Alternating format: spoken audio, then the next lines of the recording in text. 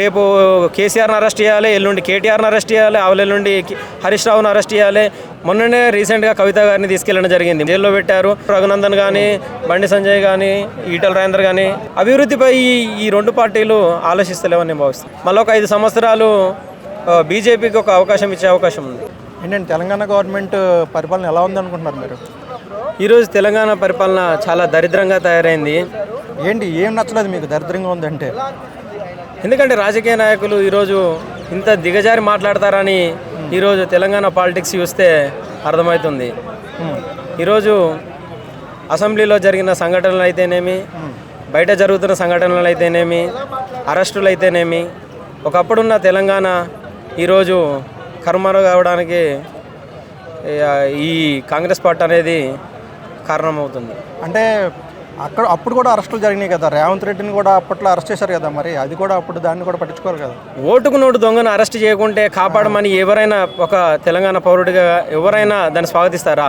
ఈరోజు జరుగుతున్నది ఏంటిది? ఫోన్ ట్యాపింగ్ అని ఒక నాటకం. మొన్ననే రీసెంట్గా కవిత గారిని తీసుకెళ్లడం జరిగింది. 3 నెలలు ఒక ఆడబిడ్డను, తెలంగాణ ఆడబిడ్డను జైల్లో పెట్టారు.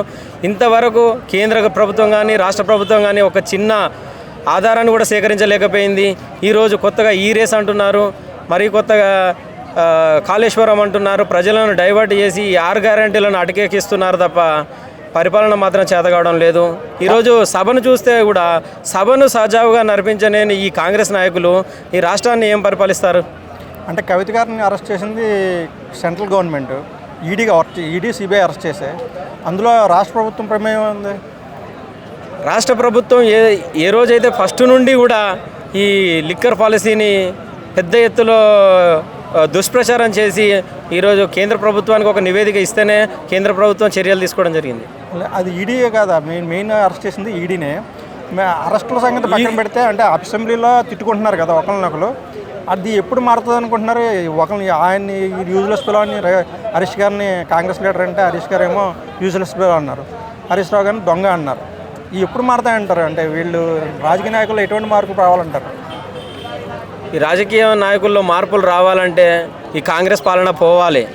కాంగ్రెస్ పాలన పోతే కనుక మనకు మెరుగైన సమాజం మనం తెలంగాణలో మళ్ళీ తిరిగి చూడగలుగుతాం. ఈరోజు ఏదైతే తెలంగాణ అభివృద్ధిలో కేసీఆర్ గారు కట్టిన సెక్రటరియట్ అయితేనేమి, కేబుల్ బ్రిడ్జ్లు అయితేనేమి, మన కాళేశ్వరం ప్రాజెక్ట్స్ అయితేనేమి, పోలీస్ కమాండ్ కంట్రోల్ అయితేనేమి, యాదగిరి అయితేనేమి, చాలా వరకు కూడా కేసీఆర్ కట్టి హైదరాబాద్ను కానీ తెలంగాణను సుందరీకరంగా దించారు.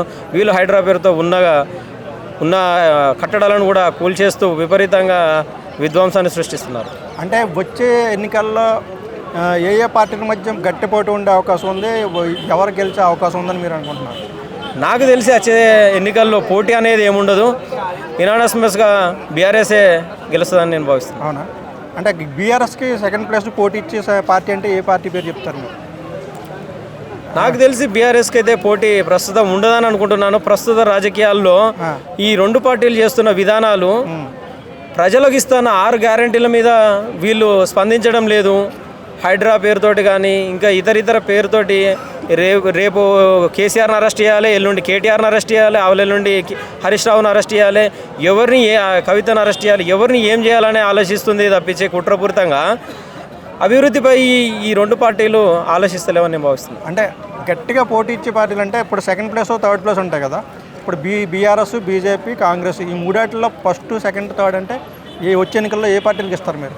ప్రజలు ఇప్పుడు 10 సంవత్సరాలు బీఆర్ఎస్ని చూశారు, ఇంకొక 5 సంవత్సరాలు కాంగ్రెస్ని చూశారు. నాకు తెలిసి వీలుంటే మళ్ళీ ఒక 5 సంవత్సరాలు బీజేపీకి ఒక అవకాశం ఇచ్చే అవకాశం ఉంది. నెక్స్ట్ వచ్చి అంటే మళ్ళీ బీజేపీ వస్తుంది అంటారా? అంటే అప్పుడు బీజేపీకి సెకండ్ ప్లేస్లో ఏ పార్టీ ఉంటుంది అనుకుంటున్నారు మీరు? అంటే నెంబర్ 1 బీజేపీ అంటున్నారు, నెంబర్ 2 అయితే బీఆర్ఎస్ఆ కాంగ్రెసా? నెంబర్ 2 అనేది మనం ఖచ్చితంగా చెప్పలేము. నెంబర్ 1 అయితే బీఆర్ఎస్ఏ వస్తుంది అనుకుంటున్నాం. బీఆర్ఎస్ఆ బీజేపీయా? బీఆర్ఎస్. బీజేపీ అనేది అవకాశం అంటే ప్రజలు అవకాశం ఇచ్చే ఛాన్స్ కూడా ఉంది. బీజేపీకి వచ్చే ఒకసారి తెలంగాణలో బీజేపీని కూడా చూద్దామని ప్రజలు కొంతవరకు అనుకుంటున్నారు. అందుకే 8 సీట్లు కానీ ఎంపీ సీట్లు కానీ ఇచ్చిందే దానికోసం, మార్పు కోసం. ఒక్కోసారి బీజేపీ నాయకులు కూడా చాలా ప్రశ్నించే వాళ్ళు ఉన్నారు. రఘునందన్ కానీ, బండి సంజయ్ కానీ, ఈటల రాజేందర్ కానీ చాలామంది నాయకులు కూడా బీజేపీలో ప్రశ్నించే వాళ్ళు కూడా ఉన్నారు. అలాంటి ప్రశ్నించే వాళ్ళు కూడా ముందుకు ఇంకా రాని పరిస్థితి ఉంది ఇప్పుడున్న ప్రస్తుత కాలంలో. చూడాలి మరి బీజేపీ భవిష్యత్తు ఎలా ఉంటుందో. అంటే బీజేపీ కాకపోతే ఏ పార్టీ రావచ్చు అంటారు? బీఆర్ఎస్ఆ కాంగ్రెస్? లేదంటే కాంగ్రెస్ వాళ్ళు వచ్చే అవకాశం ఉందా నెక్స్ట్ టైం? లేదు, కాంగ్రెస్ రావడానికి మొత్తానికి ఛాన్స్ లేదు. కాంగ్రెస్ ఇప్పుడు మొత్తానికి కుప్పకూలిపోయింది. అందరూ అవినీతి పరులే అందులో చేరిపోతున్నారు. సో కాంగ్రెస్కి అవకాశం లేదా? అవకాశం లేదండి.